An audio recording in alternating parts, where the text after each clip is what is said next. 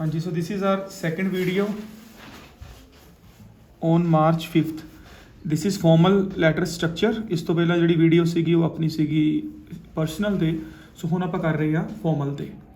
Formal ਦੇ ਵਿੱਚ ਆਪਾਂ ਨਾ ਤਾਂ ਕੋਈ ਕੰਟਰੈਕਸ਼ਨ ਯੂਜ਼ ਕਰਨੀ ਹੈ, ਨਾ ਹੀ ਕੋਈ ਇਨਫਾਰਮਲ ਲੈਂਗੁਏਜ ਯੂਜ਼ ਕਰਨੀ ਹੈ। ਲਾਸਟ ਤੇ ਸਾਈਨਿੰਗ ਆਫ ਦੇ ਵਿੱਚ ਸਿਗਨੇਚਰ ਦੇ ਵਿੱਚ ਨਾ ਚੱਲਦਾ ਹੈ ਯੋਰਸ ਫੇਥਫੁਲੀ, ਓਕੇ। ਸਿੰਸੀਅਰਲੀ ਜ਼ਿਆਦਾਤਰ ਚੱਲਦਾ ਹੁੰਦਾ ਇਹ ਆਪਣਾ ਸੈਮੀ ਫਾਰਮਲ ਦੇ ਵਿੱਚ, ਠੀਕ ਹੈ ਜੀ।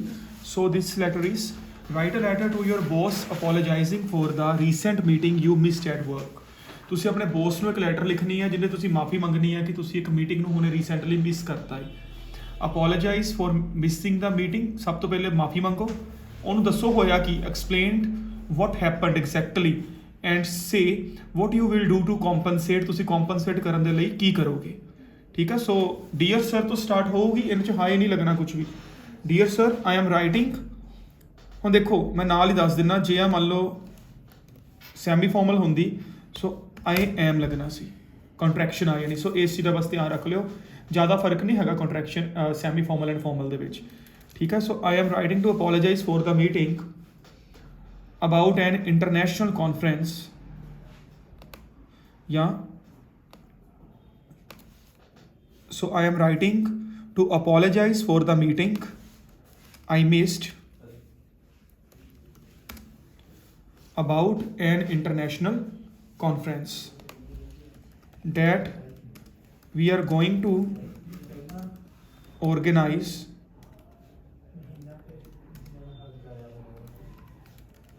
soon, so that we are going to organize soon।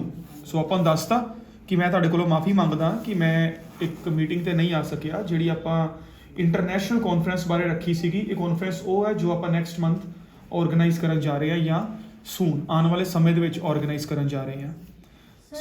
ਆਪਣਾ ਹੈਗਾ ਨਾ your boss write a letter to your boss apologizing for the recent meeting you missed। ਹਾਂਜੀ ਹਾਂਜੀ, ਆਪਾਂ ਮੀਟਿੰਗ ਦੀ ਗੱਲ ਕਰ ਰਹੇ ਹਾਂ ਜਿਹੜੀ ਮਿਸ ਕੀਤੀ ਆ। ਮੀਟਿੰਗ ਕਿਹਦੇ ਰਿਗਾਰਡਿੰਗ ਸੀਗੀ? ਆਉਣ ਵਾਲੇ ਮੰਥ 'ਚ ਜਿਹੜੀ ਆਪਣੀ ਕਾਨਫਰੰਸ ਹੈ, ਠੀਕ ਹੈ। ਮੈਂ ਵਿੱਚ ਐਡ ਕਰ ਲਿਆ ਮੀਟਿੰਗ ਕਿਹਦੇ ਬਾਰੇ ਸੀਗੀ, ਠੀਕ ਹੈ।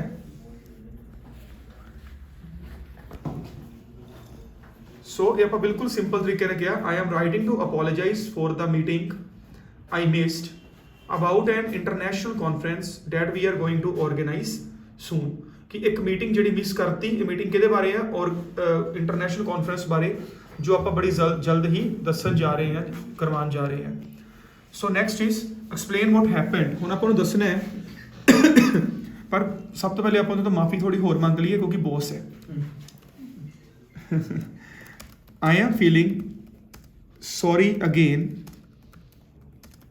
for not showing my presence in the meeting। ਮੈਂ ਤੁਹਾਡੇ ਕੋਲੋਂ ਫਿਰ ਮਾਫੀ ਮੰਗਦਾ ਕਿ ਮੈਂ ਉਸ ਮੀਟਿੰਗ 'ਚ ਨਹੀਂ ਆ ਸਕਿਆ। I already have an idea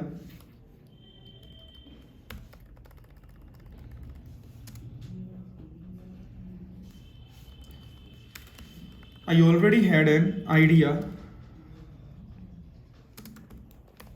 about the importance of it ਕਿ ਮੈਨੂੰ ਪਹਿਲੇ ਹੀ ਮੀਟਿੰਗ ਦੀ ਇੰਪੋਰਟੈਂਸ ਬਾਰੇ ਪਤਾ ਸੀਗਾ, but owing to some unforeseen circumstances I was unable to attend it। Is it clear?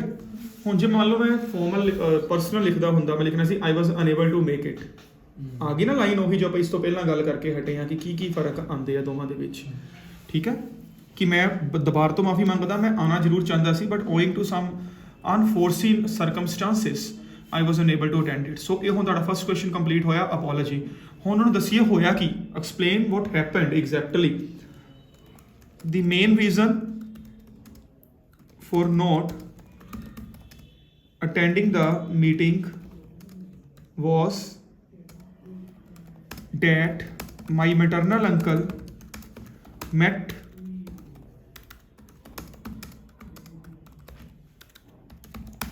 in an accident while commuting towards the workplace. ਹੁਣ ਤੁਹਾਡੀ ਗਲਤੀ ਕੀ ਹੈ? ਤੁਸੀਂ ਵਰਕਪਲੇਸ ਅੱਗੇ ਦਾ ਨਹੀਂ ਲਗਾਉਂਦੇ, ਆਰਟੀਕਲ ਦੀ ਗਲਤੀ ਹੋ ਜਾਂਦੀ ਹੈ। ਠੀਕ ਹੈ, ਮੇਰੀ ਨੋਟ ਅਟੈਂਡਿੰਗ ਦਾ ਮੀਟਿੰਗ ਵਾਸ ਮਾਈ ਮੈਟਰਨਲ ਅੰਕਲ ਮੈਟ ਇਨ ਐਨ ਐਕਸੀਡੈਂਟ। ਆਪਾਂ ਗਲਤੀ ਕਰਦੇ ਹਾਂ ਵਿਦ ਐਨ ਐਕਸੀਡੈਂਟ ਕਰ ਦਿੰਦੇ ਹਾਂ ਕਈ ਵਾਰ। ਇਨ ਐਨ ਐਕਸੀਡੈਂਟ ਵਾਈਲ ਕਮਿਊਟਿੰਗ ਮਤਲਬ ਟਰੈਵਲਿੰਗ ਟੂਵਰਡਸ ਦ ਵਰਕਪਲੇਸ। ਠੀਕ ਹੈ, ਮੈਨੂੰ ਉੱਥੇ ਜਾਣਾ ਪਿਆ। I had to go there because his son lives in Canada for higher education. In Canada for higher education. Moreover,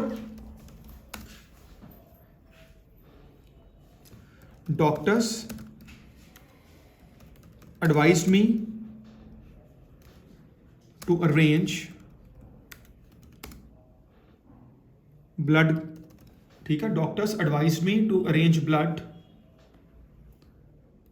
and my blood group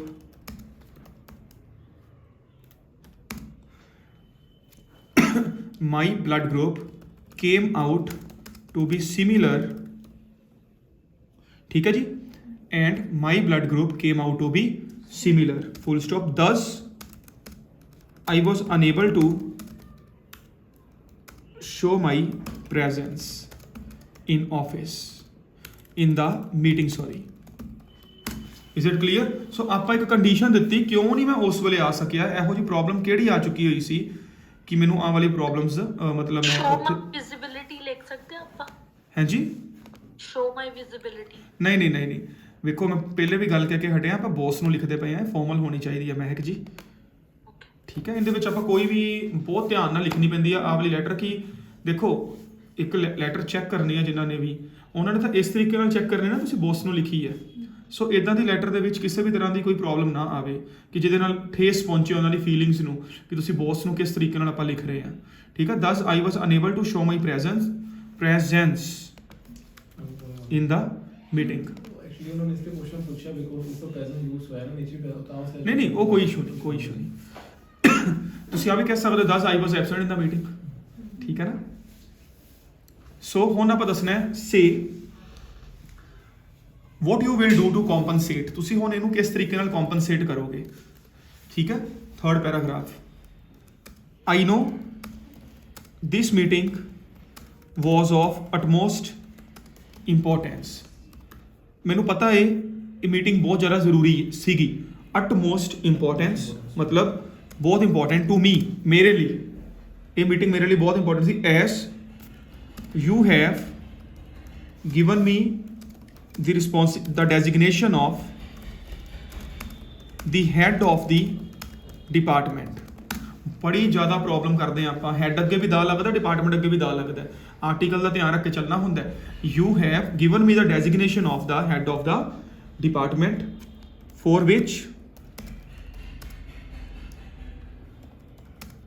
for which this meeting was going on। ਤੁਸੀਂ ਮੈਨੂੰ designation ਦਿੱਤੀ ਸੀ head of department, ਜਿਹਦੇ ਕਰਕੇ meeting ਚੱਲ ਰਹੀ ਸੀਗੀ। ਠੀਕ ਹੈ, for which this meeting was going on full stop। hence ਇਸ ਲਈ ਮਤਲਬ hence I already have discussed the whole scenario and key points in detail with my assistant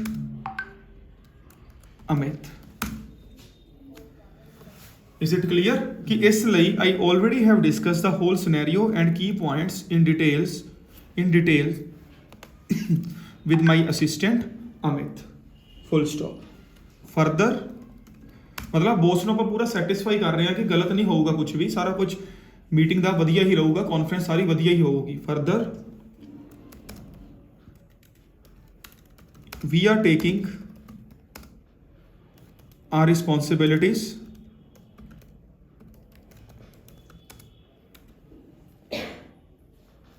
we are focusing on our responsibilities deeply and you can rely on us, एक minute, you can rely on the disciplined behavior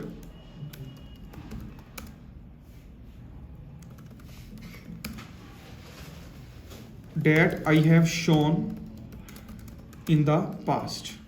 Is it clear? कि we are focusing on our responsibilities deeply and you can rely, क्योंकि ਤੁਸੀਂ absent ਸੀਗੇ ਉੱਥੇ, and you can rely on the disciplined behavior that I have shown in the past. ਹੁਣ ਇੱਥੋਂ ਤੱਕ ਇੱਕ ਵਾਰ ਰੁਕ ਗਿਆ, ਹੁਣ ਇਹ ਤੋਂ ਪਰਸਨਲ ਨਾਲੋਂ ਡਿਫਰੈਂਸ ਕੀ ਹੈ? ਠੀਕ ਹੈ, I hope you will forgive me and understand the trouble I faced on the same day. ਇਹਨੂੰ ਆਪਾਂ ਕਵਾਂਗੇ ਸਾਈਨਿੰਗ ਆਫ ਆਪਾਂ ਕਰਦੇ ਪਏ ਆ। I hope you will forgive me and understand the trouble I faced on the same day. Yours faithfully, ਕਿਉਂਕਿ boss ਨੂੰ ਲਿਖ ਰਹੇ ਆ, yours faithfully, ਜੋ ਵੀ ਆਪਣਾ ਨਾਮ ਹੈ ਉਹ ਤੁਸੀਂ ਇੱਥੇ ਐਡ ਕਰ ਸਕਦੇ। So this is your pure formal letter, ਜਿਹਨੂੰ ਆਪਾਂ ਕਵਾਂਗੇ ਪੂਰੀ ਫਾਰਮਲ ਲੈਟਰ ਹੈ। ਠੀਕ ਹੈ, ਥੈਂਕ ਯੂ ਸਟੂਡੈਂਟਸ।